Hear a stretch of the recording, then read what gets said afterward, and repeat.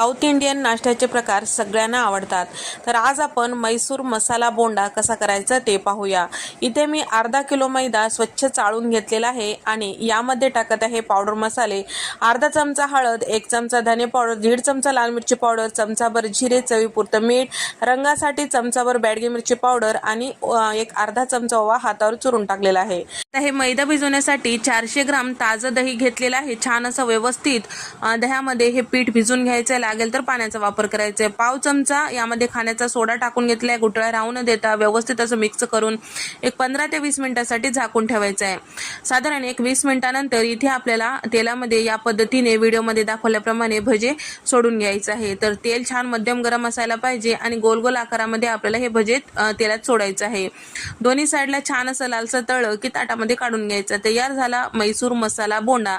Video आवडल्यास like करा, share करा आणि सबस्क्राईब करायला मात्र विसरू नका.